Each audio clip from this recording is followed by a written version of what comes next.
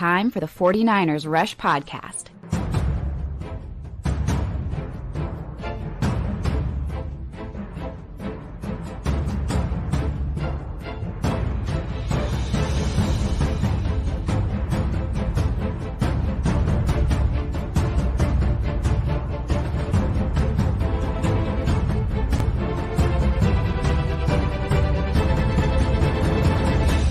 And here's your host, John Chapman.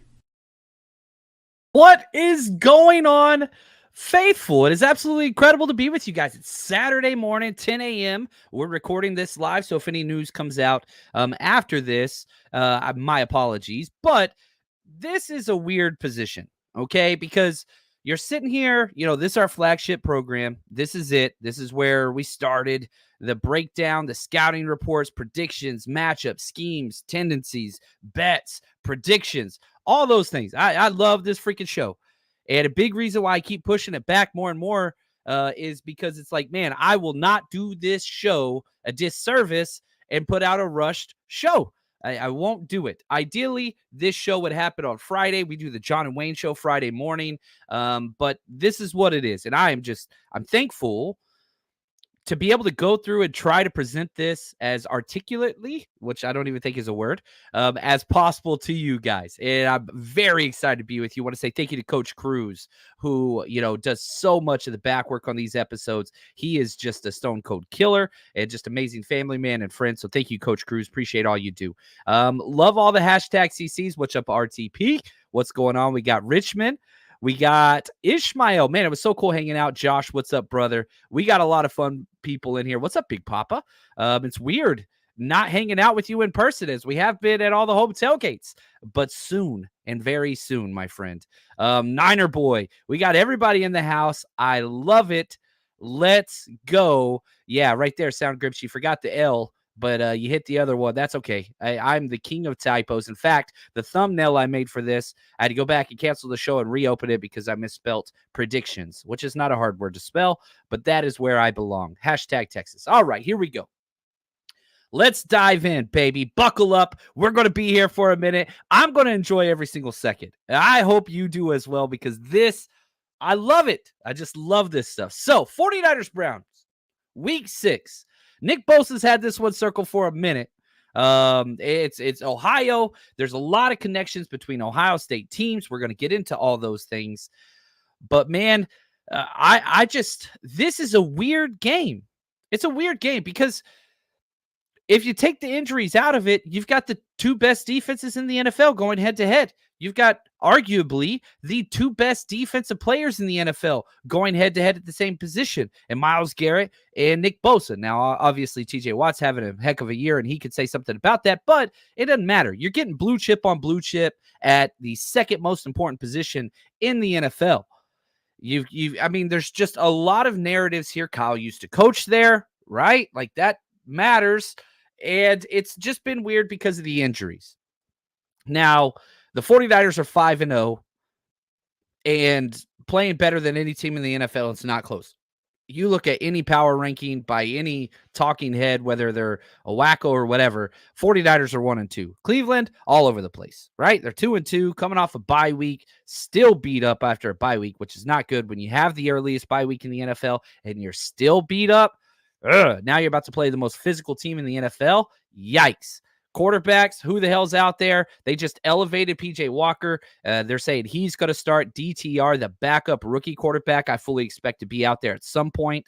It's going to be weird. And, Cleveland hasn't played a team like us. They haven't.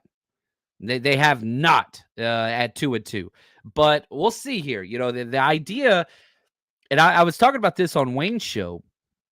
I think the worst thing that could have happened to Cleveland was that their defense was ranked ahead of us this game by one spot and barely. There's so many different metrics, but that doesn't matter. You put the target on yourself when you're going to be out there saying we got the best defense and everybody saying, oh, well, the number one defense is the Browns. How'd that turn out for Dallas? You hung 42 on them. You embarrassed them. You pancaked them. You injured them. You ran all over them. You bullied them. The Niners didn't need help for this game because this game's not a fair game. but you helped them even more. And so we'll see here, and the one metric that I think is very, very important is turnovers. I constantly ask this question every single week, like, how do they win? How do the 49ers lose to the opposing team? The only way the Browns win this game is explosives and turnovers. But then you look at the turnover differential, Cleveland's -7. They force the fewest turnovers. They give the most turnovers. And that's with Deshaun Watson. Now they're putting in PJ Walker, which PJ Walker's -2 two touchdown to interception ratio for his career. We'll get more into that. But the 49ers have the best turnover ratio. So +7 for the 49ers, -7 for Cleveland. That's a 14 differential. That's not good. So you're going to have to buck trends. You're going to have to buck tendencies. You're going to have to change everything about what you do just to be competitive in this game. And by the way, you haven't been able to do this against lesser opponents with better talent. See what I'm saying? It just gets murky early. I'm probably not the best person to, hook, line, and sinker and all that stuff. I ain't that guy. I'm telling you what it is. Okay. I want to be honest and upfront. This ain't fair. I don't bet. That's not my fault. It's the NFL. You built your roster. You paid all this money to this, whatever you want to call, quarterback, and he ain't even playing because he's scared. Almost played 2 weeks ago. Went out there for warm-ups. Didn't like the way it felt. Had a full week bye. Still not playing. Ishmael, thank you for the super chat, my friend. He says, Browns defense sample size is smaller. Yep, they played one fewer game. Plus, they haven't played an offense like us. Not even close. You look at who they played. Bengals week 1. Okay, they dominate them. That's when Burrow could barely move. They lost to the Steelers and Kenny Pickett. Like, come on, man. Really? They blew out the Titans at home. And so if you're trying to, look, this is what they need to do. Go to that Titans game. Titans were dog crap that game. And then they got blown out by the Ravens. They have not played a good team. And the only good team that they have played blew them out 28-3. 28-3. And so now it's hard to find, whenever I went back and watched film, I went to the Steelers game because, one, we don't run very similar offenses to the Ravens because of Lamar Jackson. It's just a little different. The Tennessee Titans, they're a power gap scheme. It's just very, very different. We're a little closer to the Steelers as far as just 11, 12 personnel, 21 personnel, whatever else. So I spent most of my time in that Steelers game. I thought it made the most sense. As far as just some kind of likeness and toughness. And yeah, the Browns were found wanting. No doubt about that. Big Papa says, we'll miss Bosa and Greenlaw. I love that name. He calls, Greenlaw. I love that. And all the hard hitters pounding on Watson. Yeah. And man, let's be honest. I'm not even sure Dre Greenlaw is going to play. We'll dive into all that stuff. No doubt about that. So let's figure out what the Browns have done to this point. They're 2-2. We talked about their opponents. They're 30th in points scored. Their offense is inept. It's not good. 19 points a game is what they're averaging, and they haven't played good teams. They're first in points allowed, however. They're only giving up 15 points a game. We're at like 15.3, I think. So yeah, we're so sneaking close. So they're right there, but they played fewer games, so it comes out differently. Now, the 49ers were 5-0, second in points scored, second in points allowed. We're scoring 33.5. They're scoring 19. See what I'm saying? They're giving up 15. We're giving up 13.6. We're right there. Now, if you look at just what the Browns are overall from a PFF standpoint, overall they're 22nd. Offense is 28th, defense 8th, special teams 29th. Not good. We're second first. Special teams 24th, but we still have an advantage. They have a bottom 3 group. We have a bottom 10 group. So find an advantage for them in their defense from a PFF standpoint.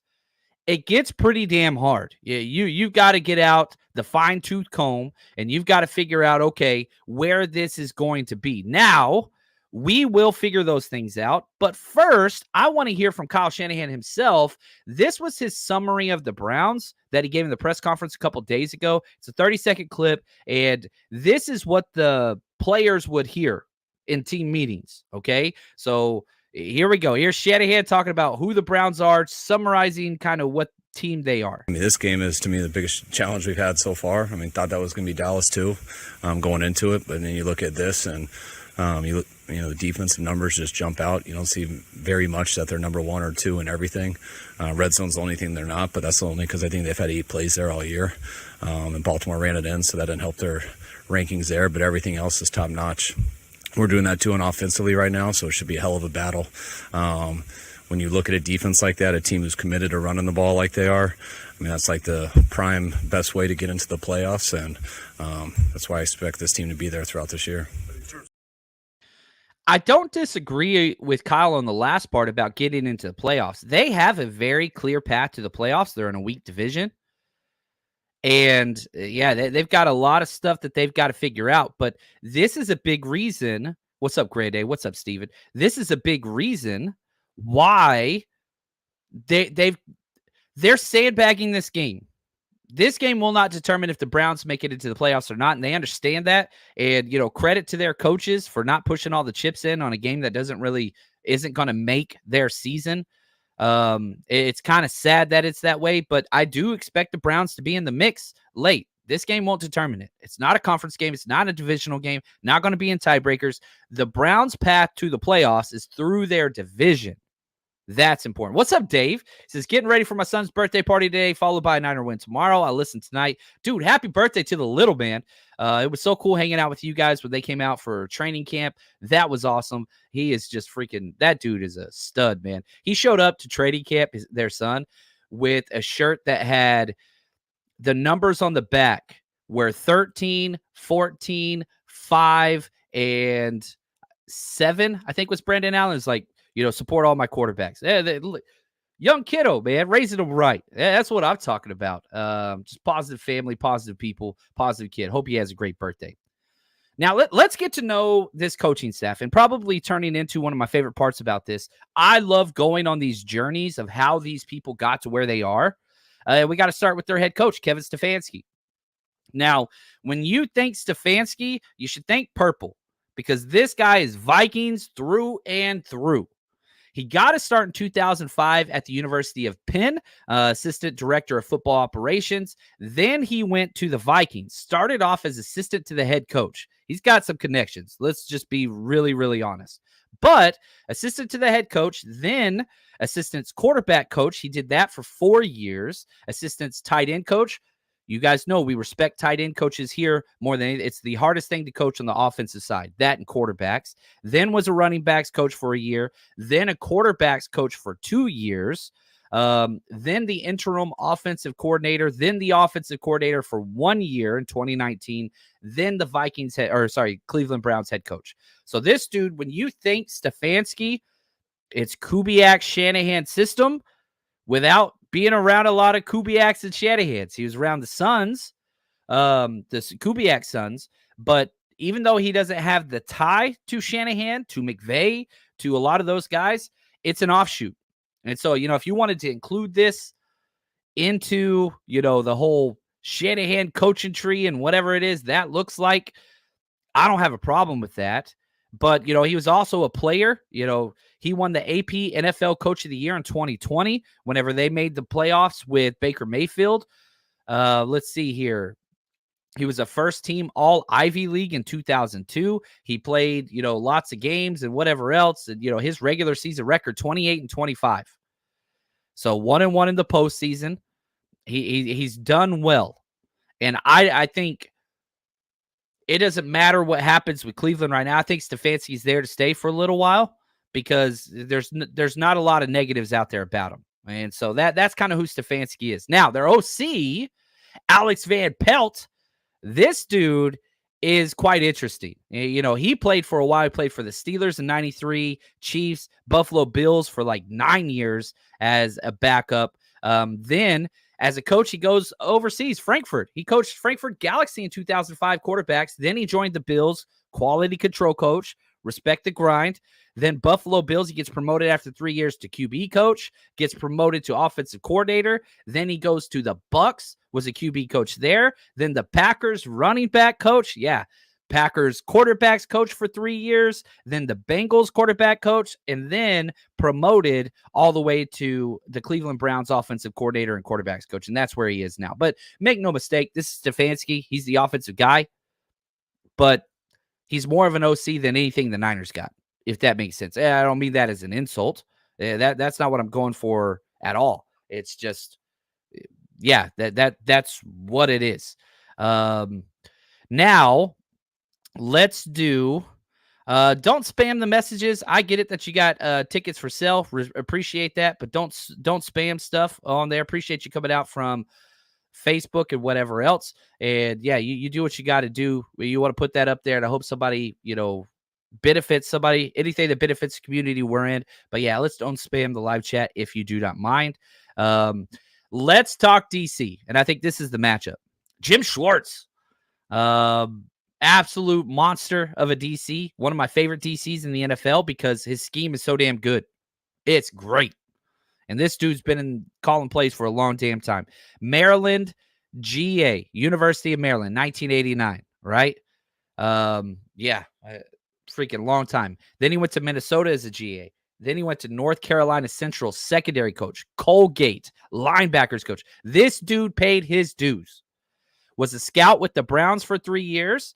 Then he was a linebackers coach with the Ravens for 3 years. Tennessee Titans assistant.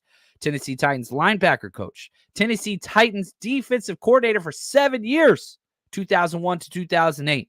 Then he was the Lions head coach. We remember that. You remember the Jim Harbaugh, the handshake. What's your deal? What's your deal? All that kind of stuff. That was fun. Then he became the Buffalo Bills DC for 1 year. Then he was with the Eagles for 4 years as DC. They won a Super Bowl during that time. Titans, senior defensive assistant, and now back to Cleveland as a DC. He's a fun guy. Head coach, 29-51, not great, but his defense is so damn sound. So sound. Struggles with motions. We'll talk about that. But it's the closest thing to the Niners defense without being the Niners defense. He's never coached around our guys. Our guys have never coached around him. Actually, was he there during? No, he wasn't. I was going to say, did him and D'Amico overlap? They did not in Philly.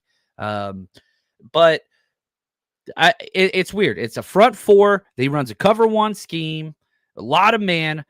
4D linemen cause problems. We have the 4D linemen cause problems, but we're a zone team on the back end. He's a man team on the back end. So it's similar, and it's the closest thing we played to anything that's like us in the NFL so far this year. It's been 6 games. Played a lot of odd fronts. So it's different, but Ishmael right here, Tommy.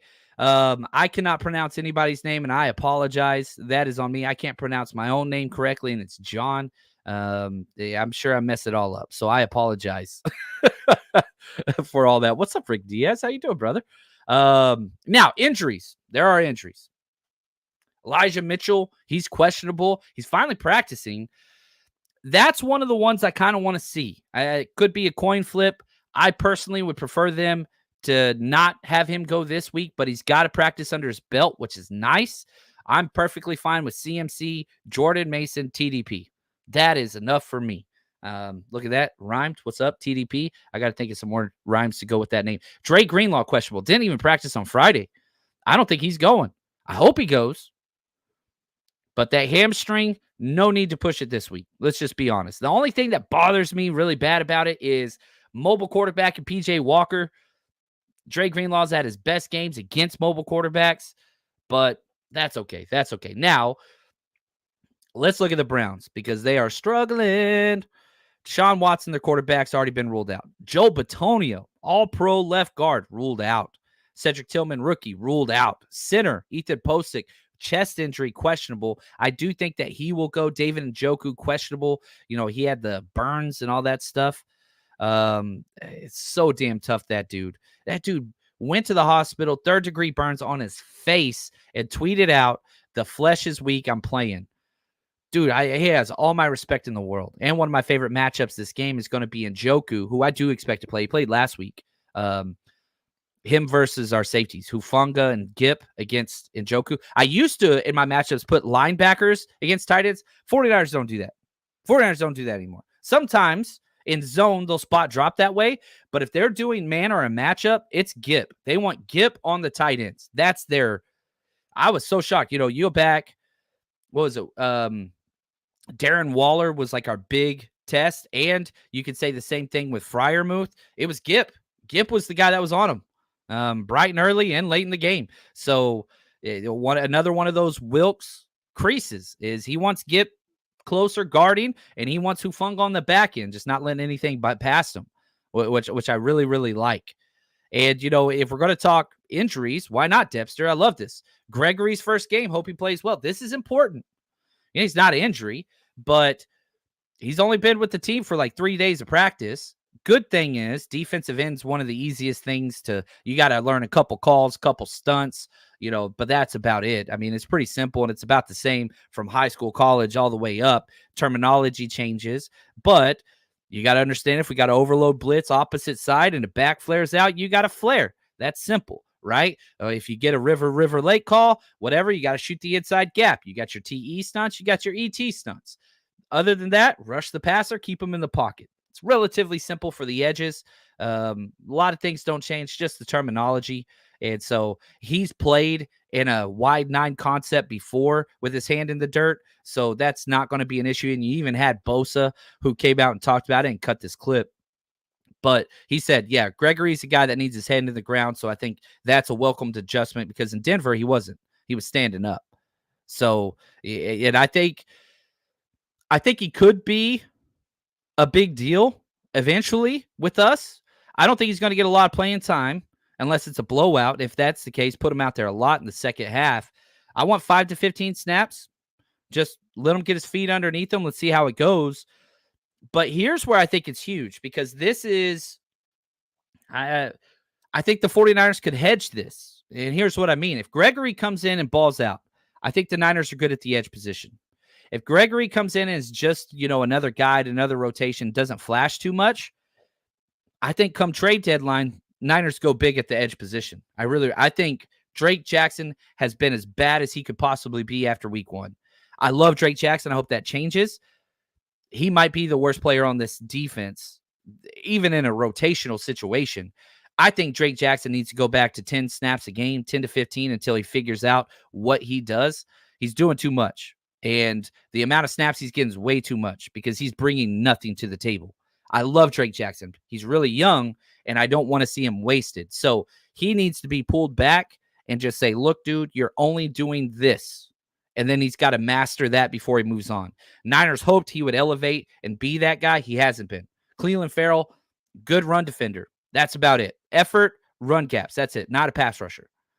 So Gregory has to step in and become that guy. If he doesn't, I'm saying it right now. I know everybody wants Brian Burns. That's multiple firsts and a huge contract. There's somebody that you can go get that's a mercenary that you could put out there for 1 year that's financially like you could do this, and that's Danielle Hunter for the Vikings, and it makes perfect sense. You trade 2 third-round picks and maybe a young player, but that's the one. If Gregory hits, cool. Don't worry about it.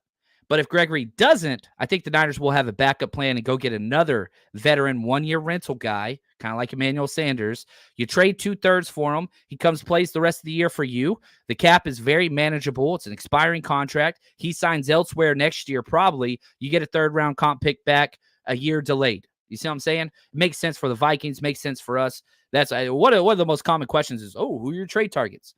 Danielle Hunter. That's the trade target. That's who I would go after for the Vikings. Yeah, Debster, well said. Jackson needs to play free, keep it simple. Tommy, I didn't like Drake Jackson pick, and I'm a USC fan. I like the pick, bet on upside. And I like Drake Jackson. He's still 23, 24, I think. The book's not written on him. But for right now, it is. You got to pull back. You cannot keep putting him out there that many snaps. It's not good for him. It's not good for the team. And so, I'm not even worried. Not even worried about that one. He's just too wild. He knocked down, but he tackled Bosa twice. He got hurt tackling Bosa.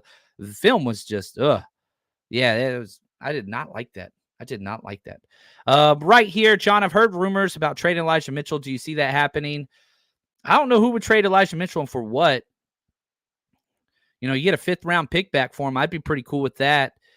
But he's a free player. He costs us nothing, and he's a damn impact player. He's going to be an impact player on 1 or 2 games this year. So I like Elijah Mitchell. I don't want him to go anywhere. We had him come out to our party. Awesome dude. Awesome dude.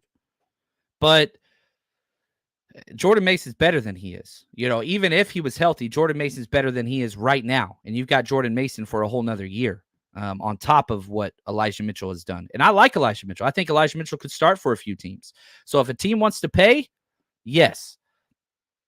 You got to show he can stay healthy, and there's no way you're going to be able to do that before the trading deadline. So I don't know.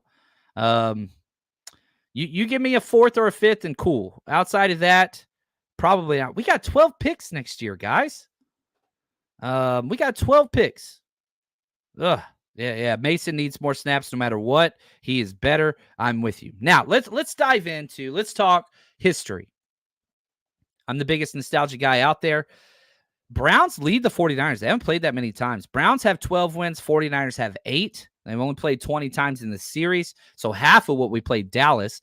We played Dallas 40 times. We played Browns 20 times. The last matchup was in 2019. A 31-3 game. It was a primetime game. This was the Bosa, Baker Mayfield flag stamp. You remember that one? Breida and Coleman combined for 211 yards and 2 touchdowns. Kittle, 6 catches, 70 yards, touchdown.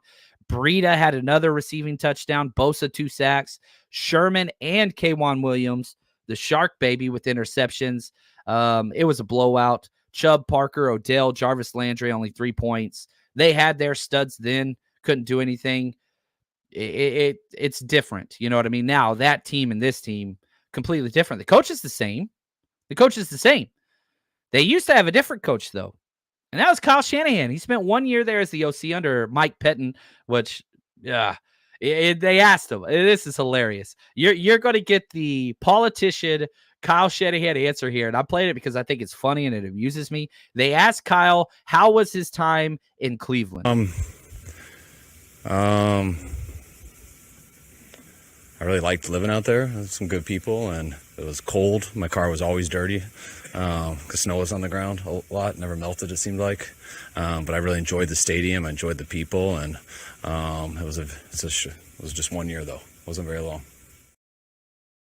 You notice what he didn't talk about. He didn't talk about the team. He didn't talk about the ownership. He didn't talk about the coaches he worked for.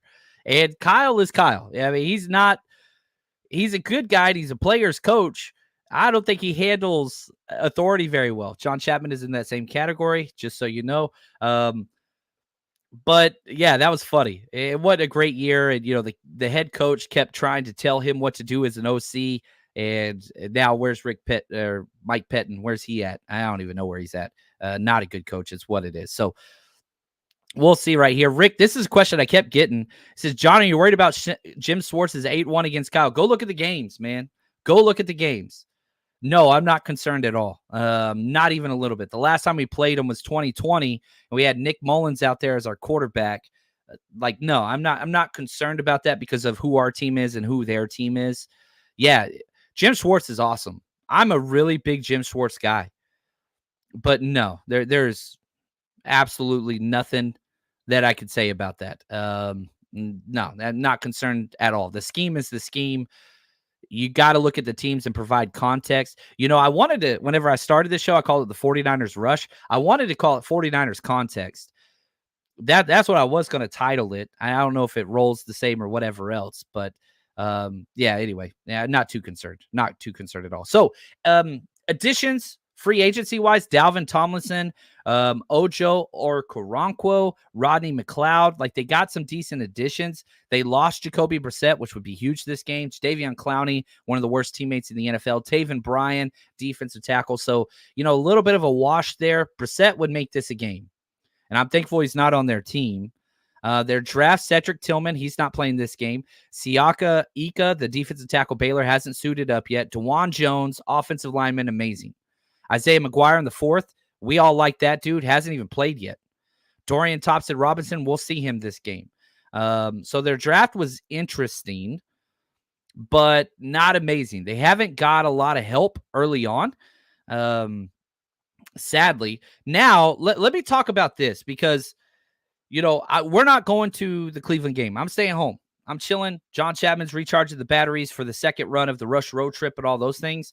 And I've got about 30 emails and DMs of people saying, do you know of a Cleveland tailgate for Niners fans?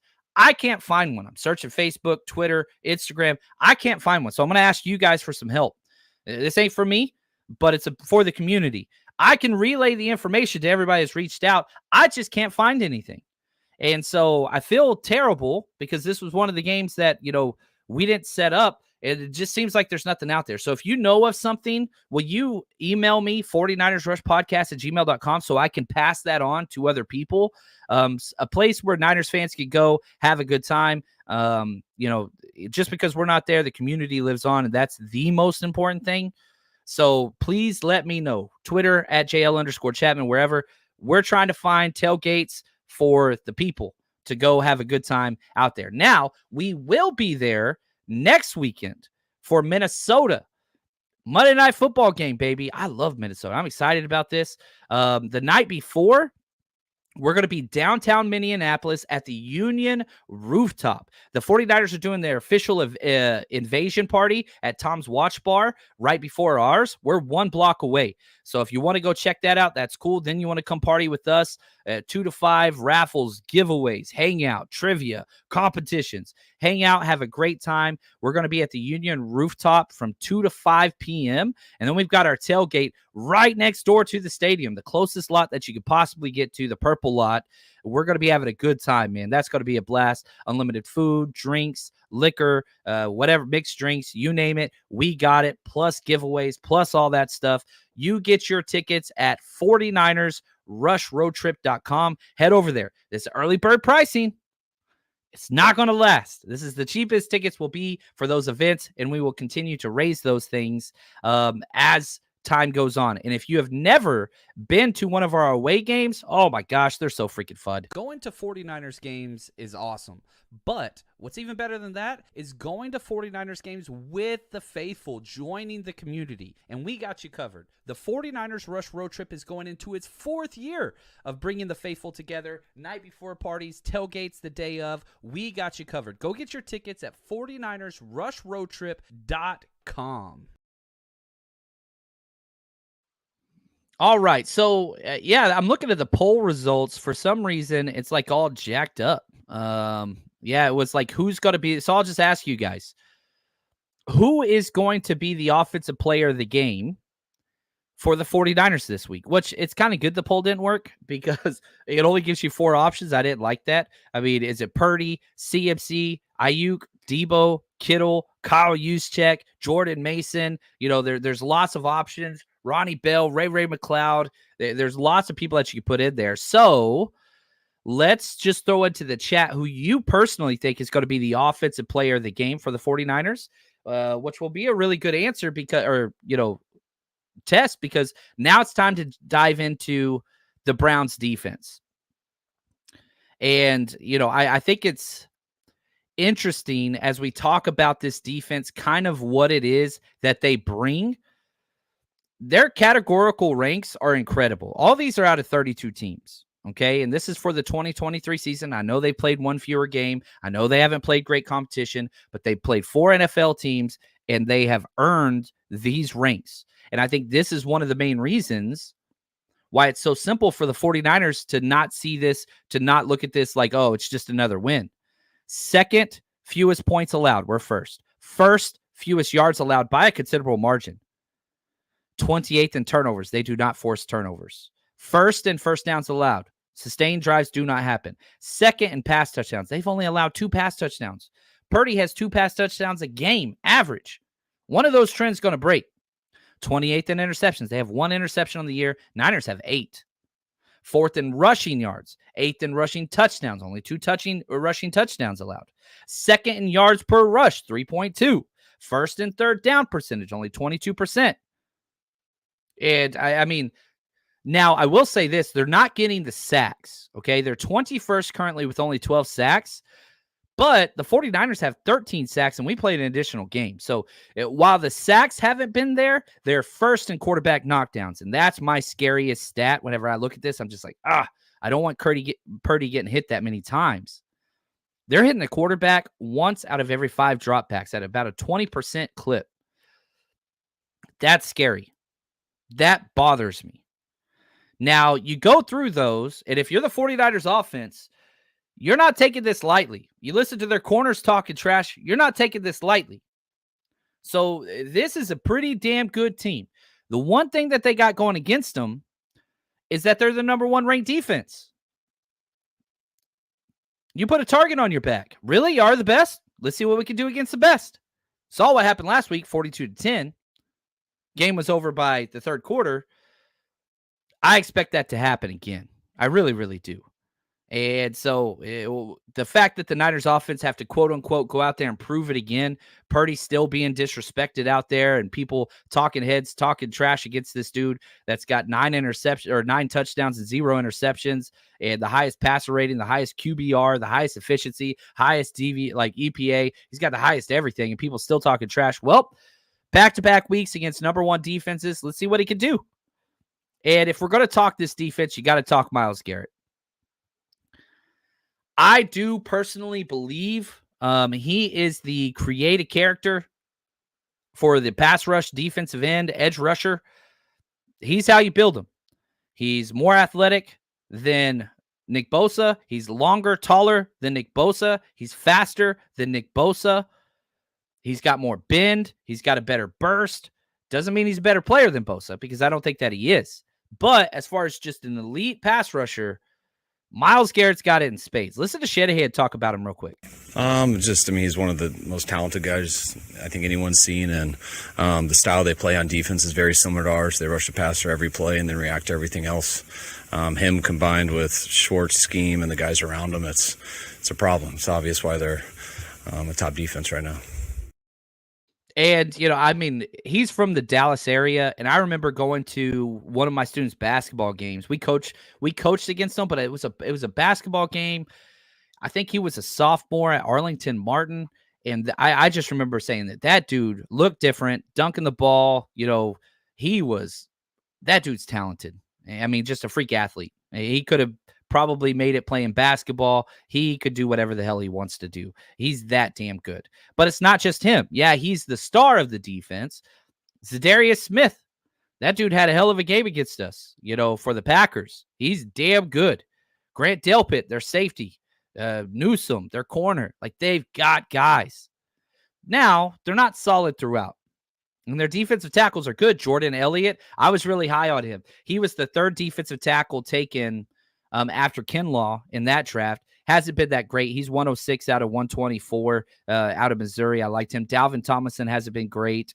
Taki, their linebacker. Sione Taki. Awesome name. Great dude. He was at BYU with Fred Warner. They were together. Hasn't played relatively 59 out of 81 linebackers on PFF. Not great, but they've got the talent. Their corner secondary is great. We'll talk more about that in a second. Now, the scheme that they run, very simple. It's an even front, and they just want their front 4 to cause havoc. Penetrate it. They don't give a damn. They care a lot less about gap integrity than the 49ers do.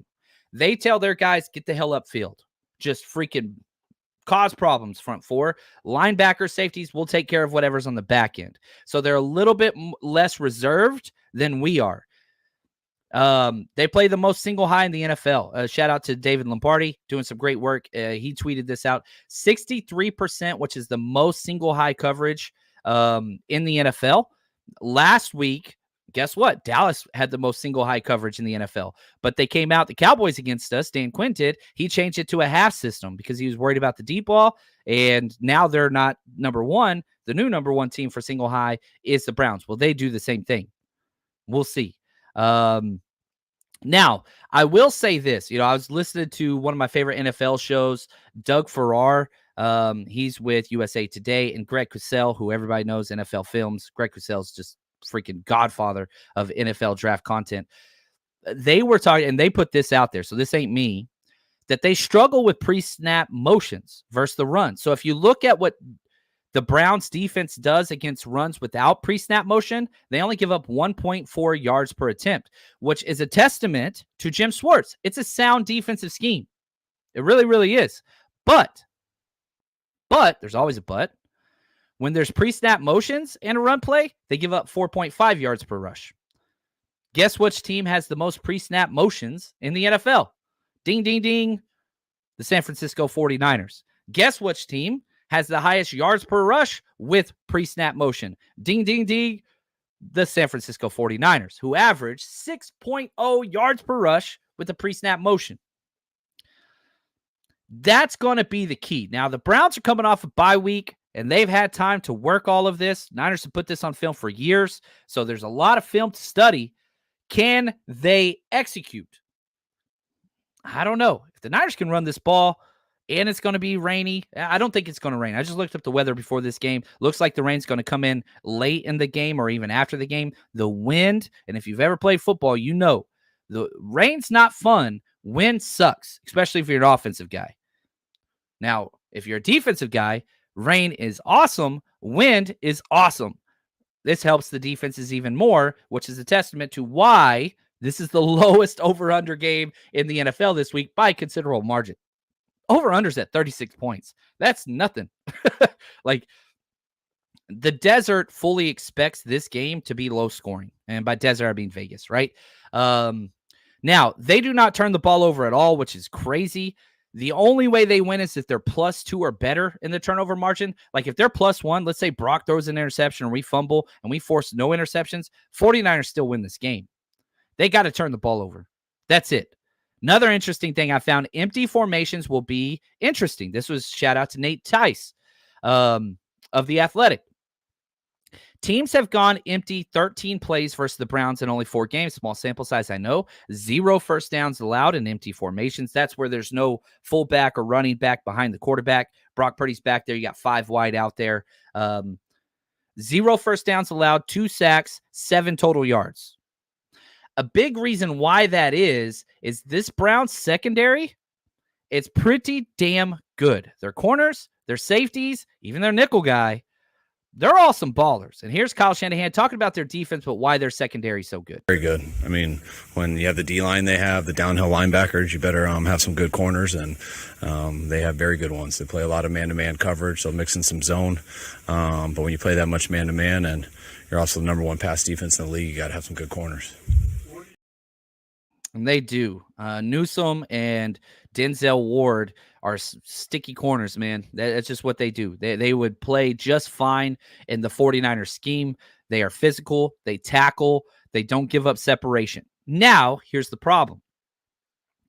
You want to play man coverage against Brandon Ayuk? Good luck.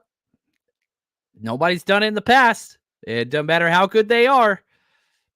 You better hit Brock Purdy early. That's all I got to say. Because if you are going to stick to your guns, Jim Schwartz, and you're going to play man coverage on number 11, I don't give a damn if it's Hurricane Katrina out there. That dude's going to get enough separation to where that pass is going to be completed. It's just what it's going to be. So you got to kind of figure out what the hell you want to do there. Now, their tendencies as far as blitzing, the 4 games they played this year, last game against Baltimore, they blitzed 5 times, super low. Tennessee 8, Pittsburgh 10, Cincinnati 13. So it seems like Jim Schwartz likes to blitz non-mobile quarterbacks. Brock Purdy would probably fall into the Kenny Pickett realm of the mobileness. So I expect about 10 blitzes, which is a little above league average. I think 8.5 is league average. So yeah, that's kind of what we're looking at there. Now, let me say this before we jump to the other side. This Sunday after the game, one of my favorite times of the month, every month, is when we get together and I get to hear from you guys. We have our Jerry Rice tier and above Zoom meeting this Sunday, October 15th at 4:30 p.m. So as the late games are ending right before Sunday Night Football starts, we'll be getting together. That's already been posted over on the 49ersrush.com and our Patreon page. So if you want to check that out, links in the description, all that stuff. We've got a 7-day free trial, so come check it out. and enjoy this. I'm trying to create as many opportunities as possible to get people together, whether that's virtually or in person at these tailgates, road trips, and build a community through relationships. That's what this is all about. This is the time I hear from you. This is the time you share your thoughts, whether positive or negative. And we come together and we get to know each other. So if you want to check it out, go sign up for free. The49ersrush.com. Got a 7-day free trial. Come hang out with us. And if you cancel it afterwards, if money's an issue. So yeah, let's see what that is. With that, you also get our bets, every single offensive, defensive, special teams play broken down every single week, all 22. Come on, man. We got you. And on top of all those things, that is the number one way to support the show. I am so excited to announce our new platform launched, the49ersrush.com. We've been active on Patreon for years, and we're still going to keep that community going. But the 49ersrush.com has everything Patreon offers and a bunch more. You want to watch player breakdowns? Guess what? You click that. It's filtered based on players. You want to see Javon Hargrave, what he brings, some CMC tape broken down, Ayuk, Jair Brown. We've got hundreds and hundreds of tapes on. Now, you want football 101. You want to learn scheme. Guess what? We've got every single offensive, defensive, special team snap. Head over to the 49ersrush.com, sign up, join the community, and plus we got a 7-day free trial. So all right, let's get to the Browns offense. Now, this is difficult. One, it's difficult because they were bad before this week. It's difficult because they haven't played a good defense. It's difficult because they're missing their two best players. So even though these rankings are difficult, they're worse than this. Okay, this is out of 32 teams. 23rd in points scored, 21st in yards, dead last in the NFL with turnovers. They've given up 10 turnovers in 4 games. That's 2.5 turnovers a game. Dead last. They don't protect the ball. They don't. It's so bad. 31st fumbles lost, 31st interceptions. They've lost 5 apiece there. 18th in first downs, below average. 16th average. Like, it's hard to find something where they're above average in. 30th in passing yards, 19th passing touchdowns, 31st in pass yards per attempt, 4.5 pass yards per attempt. We're getting more rush yards per attempt than they are pass yards. Not good. Now, running the ball, and, this is even without Nick Chubb. Nick Chubb, my argument, and Wayne disagreed with this. Wayne's the man. I said Nick Chubb was the second best running back in the NFL next to only CMC. He said Eckler. He put Saquon and a couple other guys up there. I think Nick Chubb is the purest running back in the NFL. Now, you add in the pass routes and all that, that's where he loses a little bit. But as far from just a pure running back standpoint, Nick Chubb was the best in the business. Best in the business. He got injured really, really bad. I hope he comes back because I just love watching that dude play. Also, I like the Bulldogs. Go Dogs. Longhorn first, Dogs second. A lot of my family. Shout out to Travis, who doesn't watch this show. Anyway, he's a Falcons guy. 5th in rush attempts, 5th in rushing yards, 19th in rushing touchdowns, 13th yards per rush, 4.4, 30th on third downs, 16th on fourth downs, 13th in the red zone. Those are not good things to bring in to this number one defense. Now, listen to our DC, and I just want to say, I freaking love this man. I could not be more happy and proud to be able to root for this dude on our team. Steve Wilks is incredible. Whatever you thought he was going to be, he's that and more. Listen to him, and he brings his own flair to the press conference because, Shanahan walks into a press conference. He says, all right, here's the injury. What do you guys want to ask me? Right? No. Wilks walks in. He's been a head coach, remember? He walks in and gives a presentation. And he goes on a whole rant on his own, unprovoked, and then allows a couple questions. And I love the way he just I just love this man. I love this man. I really, really do. I've got such a man crush on Wilks. He is just I want to coach with this dude. I want to learn from this dude. So whenever he gets on the press conference, I get really, really excited. I really, really do. So here is the DC, Steve Wilks, on the Browns offense, just his overall assessment of what they do. A lot of speculation, who's going to play, who's not going to play at quarterback. To be quite honest, guys, They're very capable of still having a very functional offense, and that's the one thing I've been telling the guys about. This run game is phenomenal, and I know Chubb is out, but Ford and as well as Kareem can really tote the ball, and I think they do an excellent job up front. All right, at the offensive line, creating and holes and coming off the ball. So at the receiving core, you look at Cooper, who I've had a lot of respect and admired over the years. He's still playing at a high level. Elijah Moore, they move him around all over the place in the backfield, in the slot. And then, of course, Goodwin can take the top off at any time. So good football team that we're going to face. And with that, I'll take your questions. Oh, I freaking love it, man. I just taking notes. You know what I mean? And I go through and watch the film usually first before we get to I think they do that Thursday or Friday, whatever day they do the DC. And so a lot of times I've watched film already, at least one game, and kind of put my stuff in. And so whenever he talks, I'm just like, yes, I got it right. Oh, I missed that. Yes, I got it right. And I'm just like, all right, John, good job. Pat on the back. But I've yet to make it through a full Steve Wilkes press conference where I aced it. And so a lot of room for growth for yours truly, Red Chiefs, John Chapman. I got to get better. Wilkes is the standard. We got to get better. And if Wilkes is the standard, is this man right here, the godfather of the 49ers Rush road trip, Nicholas Parr. Thank you so much for the super chat. Can't wait to hang out next week. He says, what's up, John and Faithful? It's time to take the Browns to the pound on Sunday. I see what you're doing there. I don't see how we don't cover this spread. It's one of the largest spreads in the NFL. Maybe our defense finally scores for us, gets 30. Purdy, baby. Go Niners. Thank you for your generosity. Can't wait to hang out next week in Minneapolis. We're going to have an absolute blast. It's going to be huge, man. Thank you. Yeah, I love all the things that Wilkes said there. Strengths, players to watch out for. Their center, Pochix, is good. 8th rated center, but he's got a chest issue. I expect him to play, but that's tough. Amari Cooper, he's Brandon Ayuk light, but without the consistency. Cooper's still a top 5 route runner in this NFL. I don't care. Like, that dude creates separation incredibly well.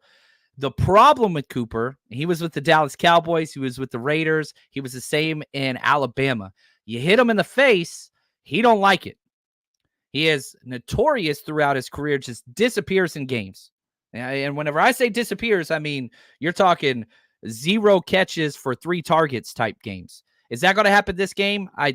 Probably not. But, man, I wish Drake Greenlaw was out there. I really, really do. Cooper's a damn good player.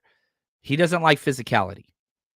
That is not something good to show. We've seen what happens every single time CeeDee Lamb plays against this team. He cowers. So we'll see what happens with Cooper. Weaknesses, there's a lot. Jedrick Wills, he's a damn good tackle. He's struggled. Jones, their right tackle, he struggled. Donovan Peoples-Jones, their wide receiver, he's a big physical specimen, 97 out of 110. They don't have the great wide receivers. Elijah Moore, shifty in the slot. And, trying to break down scheme and tendencies was pointless this game. It's a Kubiak-Shanahan system twice removed, right? Like, that's just what it is. But they can't do what they want to do without Chubb and now without Watson. So you look at the one game where Watson didn't play against the Ravens, they played DTR out of UCLA. Well, DTR is not starting this game, PJ Walker. So you're getting a brand new quarterback, new running backs, new linemen. It doesn't matter. You can't do tendencies on this team. You got to prepare for it all. And, what's up? Reynaldo, he says, shout out from North Carolina, my people, man. I hope you're coming out to that Jacksonville game. And it's the closest game to North Carolina, sadly. Maybe the Washington game might be a little closer, depending on where you're at. But, and right here, Tommy, PJ's a decent quarterback. I'm not trying to throw shade on PJ Walker. You're talking about a guy that's 5'11", 215. Short, thick, shifty, tough.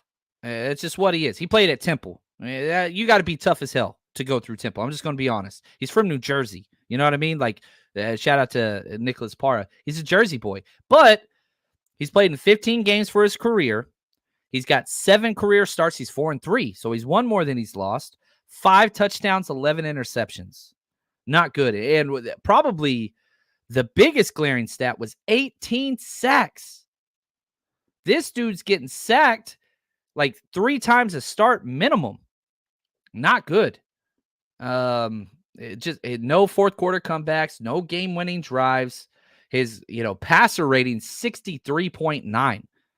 That's out of 158. Like, he has not put up great numbers. He's got 4 fumbles.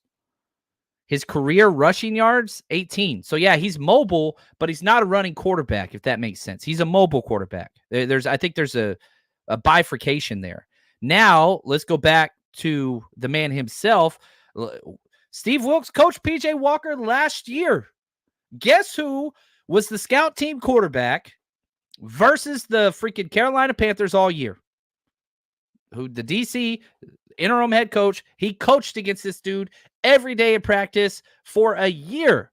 Listen to Wilks talk about P.J. Walker. I think he's very capable of running that offense. He makes good decisions. He's good with the ball. He can win with his legs. A lot of what Deshaun can do. So when people say, are they going to dummy down the offense? I don't think so. I think he's more than capable of running that offense.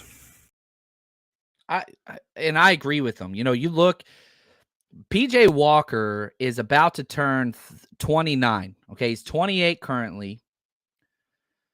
He has less than 500 career snaps in the NFL. To put that into perspective, Brock Purdy has like just over 800. You see what I'm saying? Like, Brock Purdy hasn't played that much football. He's played, almost twice as much, a little less than that. An extra 75% of snaps on top of what PJ has. So I think that it's a tough task. It's a tough task. There's no doubt about it. And I don't think that he's going to get hurt. I don't want anybody ever to get hurt. I try not to predict injuries, but I do expect DTR to play. I mean, I really expect that. What's up, Sean? How we doing, man? Great point, John, says Nick. Didn't realize Wilks factor. He knows him well. He knows him very, very well. And so, it's I don't know, man. Now, let's look at this. Okay, let's try to look at this from a different perspective. Let's look at this favorite matchups, okay? Blue chip on blue chip. Not who I think the 49ers will take advantage of, because there's lots of those. But I want best on best. And the best matchup across the entire NFL this week, hands down, I don't care about what game, doesn't matter. It's when the 49ers are on offense and the Browns are on defense. Trent Williams, silverback, versus Myles Garrett. That's Hall of Famer on Hall of Famer. And yes, I do believe Myles Garrett's a Hall of Famer. Already what he has put through in his career, absolutely incredible. I can't wait to watch this. Can't wait. Last week, Trent Williams folded up. He folded up Micah Parsons, put him in a suitcase, and sent that dude, that Yahoo, somewhere weird. Myles Garrett's different than Micah Parsons. Myles Garrett he's going to get his. I mean, Trent Williams, incredible. I don't think he's going to win all 60 matchups, right? Let's say there's 60 plays in the game. I do think Trent Williams is going to win a lot more than Myles Garrett. But, man, just watch that matchup, because Garrett usually lines up on the defensive right side, offensive left side. So watch that matchup. Ayuk and Debo versus their corners, Newsome and Ward. That's huge. That's fun. And they're both talking. So we'll see what happens there. Kittle versus Jeremiah Owusu-Koramoah. Are you kidding me? Two of one of the most athletic tight ends, one of the most hybrid players in the NFL against each other. Iowa, Notre Dame. Oh, yes, please. That's going to be fun as hell. Now, the other side, this is where it gets bad. Demo and Charvarius Ward versus Amari Cooper. That's going to be fun. I want to see the physicality shut him down. Nick Bosa versus Jedrick Wills Jr. That's going to be kind of cool to see. Njoku versus Hufanga and Gibson, and that's like it. There's not a lot of good matchups. They don't have the blue chip players over there. It's just not there. Now, yeah, right there. Silverback versus Mountain Garrett. I like that. That's going to be fun. Silverback versus the Moose. Yeah, Nick Bosa versus Browns O-line. It's just not fair. It's not fair. Oh my gosh, Joe. This is the comment of the century. He says, dang, I got here late. Did I miss the Frank Clark jersey giveaway? Wow. Coming in hot, Joe. I love you, man. Whew. That is spicy. That is spicy. I absolutely love it. We will never do a Frank Clark jersey giveaway. No, we should not get Frank Clark. I do not want Frank Clark. What's the green eggs and ham? I got to make like a whole thing. Like, no, just stay the hell away. Watch the Niners go and try and get them on Tuesday. They shouldn't. I don't think they will, but whatever. Let's talk connections between these two teams. Obviously, Shanahan was there, for a year. We already played that clip. Fred Warner and Sione Takitaki, they were both linebackers together at BYU. Deshaun Watson not playing, but he was with Ray McLeod, Austin Bryant, Cleveland Farrell. They won a championship together at Clemson. Grant Delpit, TDP played together at LSU. They'll be playing against each other this game. Donovan Peoples-Jones, Ambry Thomas, Moody, Ronnie Bell, Michigan ties. And Michigan is playing Indiana today, and the Niners have scouts there and front office there to scout that game. More Michigan players. That's what we need. Jared, I was being sarcastic. Wayne's Michigan guy. I get tired of hearing it. Go get some Longhorns, baby. Jeremiah Owusu-Koramoah and Aaron Banks were together at Notre Dame. Denzel Ward, Nick Bosa together at Ohio State. Davis Bell, Jalen Graham, Purdue. Cedric Tillman, who just got announced out, and Juwan Jennings were together at Tennessee together. So a lot of fun connections. No doubt about that. Now let's talk about making some money. When your money's on the line, choose a trusted sportsbook that gives you tools to win, like MyBookie. And MyBookie doesn't matter if your team's up or down. You can easily cash out or bet the game live to come out on the winning side. Use MyBookie for daily odds boost, same game parlays, I like teasers, and take advantage of the huge prize pool contest. Plus, MyBookie currently has a no strings attached cash bonus that lets you deposit, withdraw quick. Carries a one-time rollover. Can't find that anywhere else. Just use promo code 49ers, 49ERS, or scan the QR code on this video right next to my face here to claim your own cash deposit bonus now. That's promo code 49ers. So try my money bag. You basically roll the dice and it picks a team and gives you extraordinary odds on who's going to win the Super Bowl. Lots of fun options there. So bet anything, anytime, anywhere, and I do mean anywhere. Wherever you are, you can bet with MyBookie. Just make sure you use the promo code 49ERS, and let's go. Let's make some money together. All right. If you want our bets, what we put up every single week, the49ersrush.com. This is Jerry Rice tearing up. And our Patreon program, we post everything. Right after this show's over, I'm going to post all the bets this week. But I wanted to share some with you. We have had 3 killer weeks, 1 good week. 1 week we lost $17. So we have made a lot of money if you've been betting with us so far. And we're going to continue that this week. Some of my favorite bets this week. Right now, CMC, the over-under on carries is 17.5 carries in this game. I'm betting the over.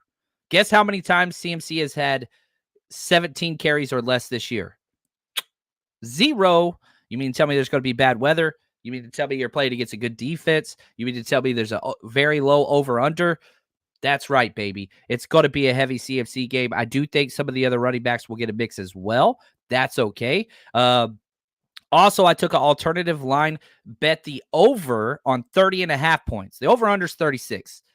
There is a possibility for a shutout here, okay? So that's why I took the over-under much lower. So you could do the alternative lines. If you don't like the lines they're giving you, we're doing 30.5. And I hope you listened to us earlier. I told you to freaking put the bet when it was -6, and I told you it was going to jump to 10.5. It's already at 10 points.